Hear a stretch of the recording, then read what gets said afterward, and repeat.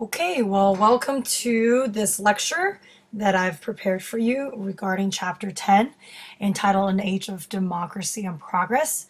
I'm hoping that you will enjoy and understand Chapter 10 a lot better after this lecture.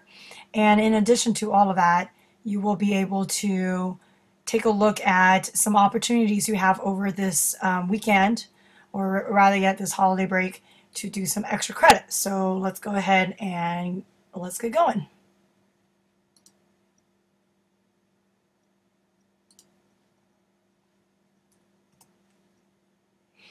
Before we get started, I want to make sure that you have the following ready, that you have a black or blue pen, and also the worksheet that I have designed for you. And so that will be, it looks like this. I'm going to go ahead and show you right now. Okay, and hopefully you can see on my screen what that looks like. Okay, and don't worry about that assignment later on. I don't think I'm going to have you guys do that. So this is due on the day that you guys come back from break, just to let you know. Okay, I'm going to go back to the PowerPoint now. Okay.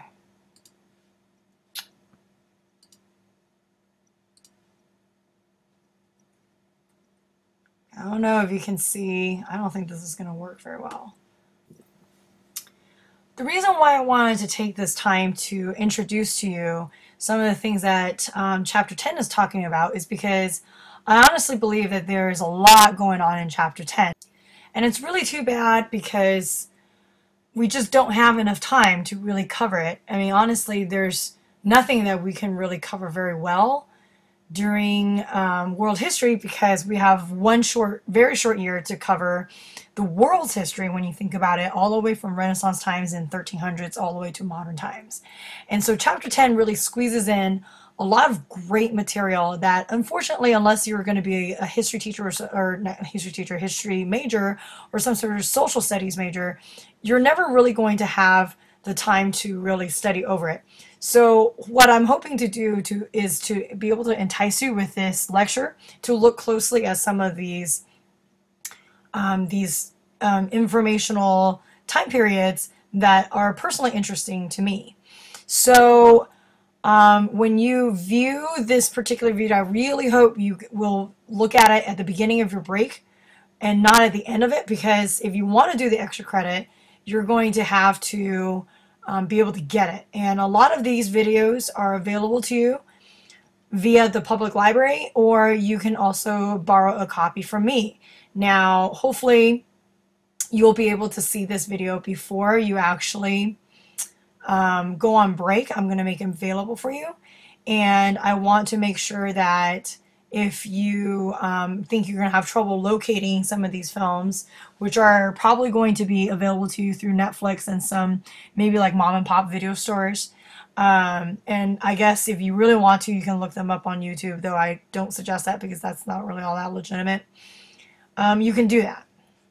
But I do have copies of a lot of these movies if you want them.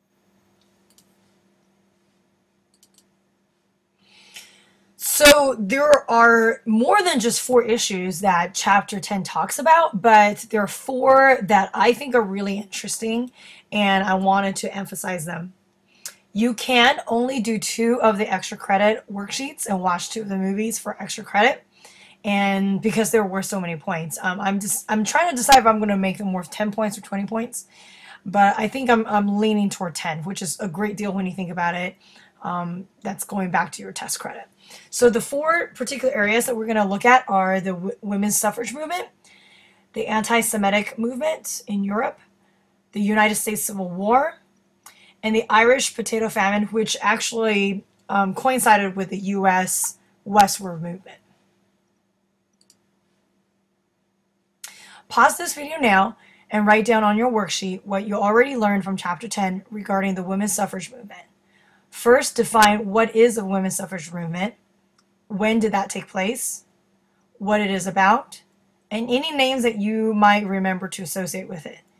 You may use your notes for this section of the worksheet. I highly suggest you go ahead and pause right now. Okay, So some of the things that you may not know about women's suffrage movement is that this is a very what we call Western world concept, in that it's not really emphasized in, let's say, Latin America or in Asia or anything like that.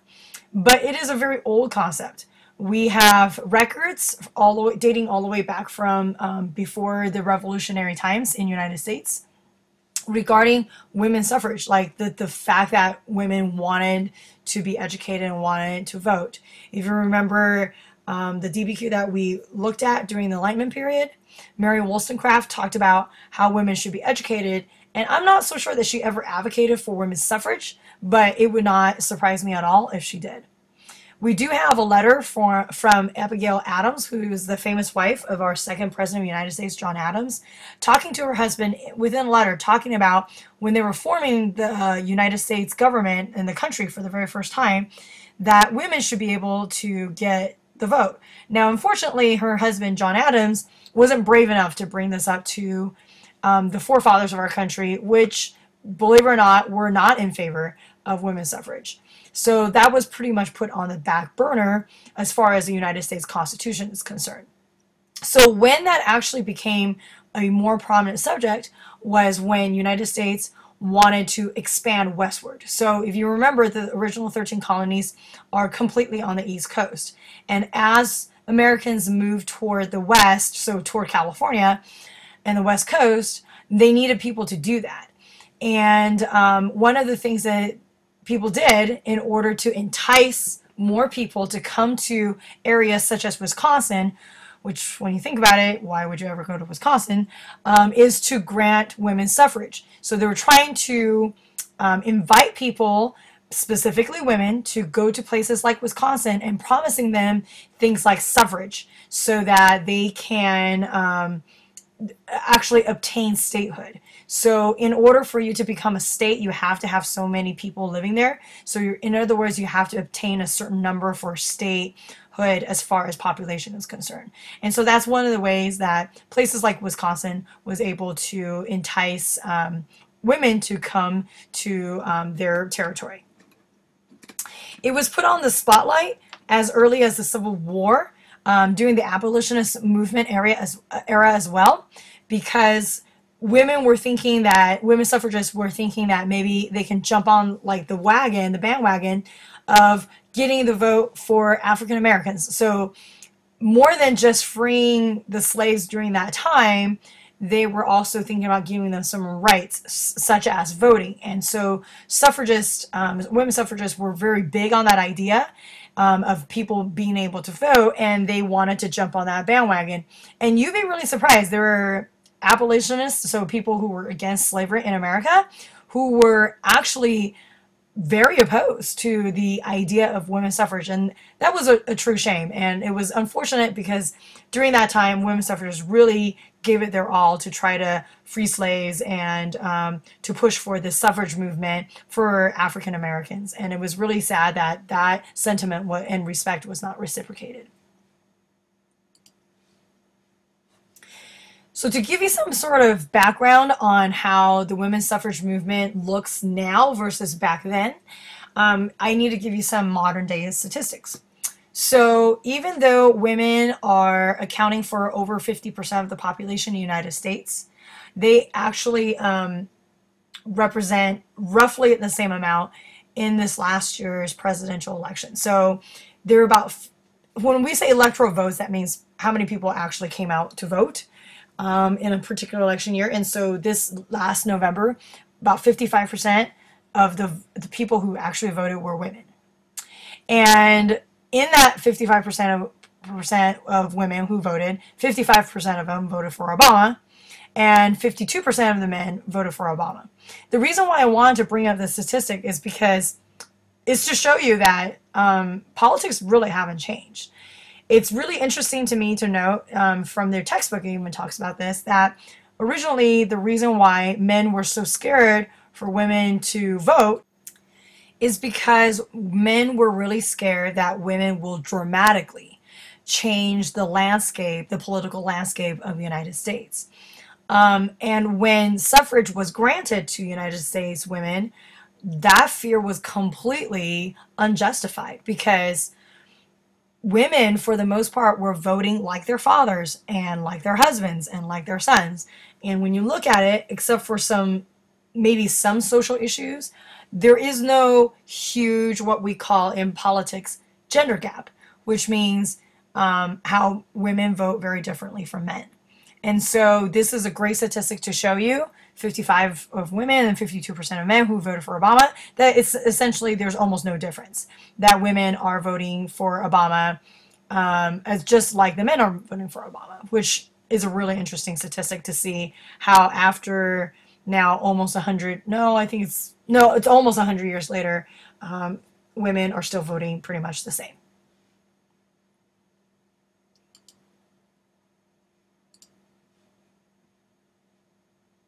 So I'm excited to introduce to you the first extra credit movie assignment, which is called Iron-Jawed Angels. But before that, I want to give you a little bit more background as to why I feel so passionately about this subject. I read once in an article that was dated, I believe the survey was done in 2000, how the freshman class of New York University were surveyed. And it said that 90% of the freshman class said that they would give up their right to vote for $1 million. And this really upset me, because as a history teacher and as a history major and as a patriot to this country, I understand, perhaps not as much as the people who actually fought for the rights, but I understand, at least historically and factually, what it took to bring the right to vote to the population of this country. And as a woman, it offends me greatly that any woman would give up that particular right. And I think when you see this clip, you will understand why I feel as strongly as I do about that particular statistic and why it disgusts me and upset me so much. It is an HBO movie, and I have to say, of HBO films, it's probably one of the cleanest HBO films you'll ever see. It stars Hillary Jenks. Oh, excuse me, not Hillary Jenks. Hillary, oh my gosh, I can't remember her last name. She's a two-time Oscar winner. And also Patrick Dempsey from Grey's Anatomy. Dr. McDreamy. And, but he's not in this particular film. So I'm sure that it's not exactly how, things happen, but it's a dramatization of what happened. But I think it's a really powerful scene, and I really hope you'll like it. Okay, so here we go.